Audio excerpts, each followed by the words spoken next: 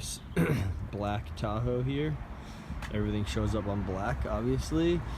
You got one dent in the driver door, right below the door handle, another one in the rear door, kind of in that curved area. It can be a little tricky, but there you go, there's a good reflection. And then a couple tiny ones in the back, one right there, just a little baby one, and then one back higher up by the gas cap right there. So we're gonna go ahead and fix all 4 of those and get his car back in pristine condition.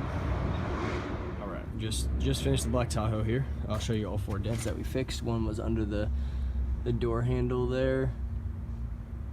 You can see, I'll try to show you almost like every angle I can get so you can see how, how nice they came out. You're not gonna see this from any direction as we run into summer here and you got nice, nice waxed car on a daily basis. You're not gonna see any flaws there. Everything done through the window, no drilling holes. This is a factory hole right here that's used to remove the door handle. No holes down in there, not necessary for that repair. Dent back here came out really clean. You can see good reflections today. Nice sunny day on a black car.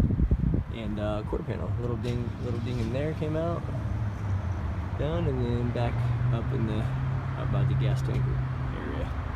Some natural rays in there. A little tiny thing came out. All right, thank you for watching. Okay, explanation of this here. Let me back up. So we fixed dents on the driver door, rear door, quarter panel. If this were done in a body shop, they would have to paint this whole side of the car, all aftermarket paint, to fix all those little dings.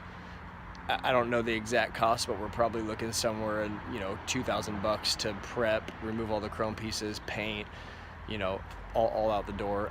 This was done for around $200, so about 10% of the cost.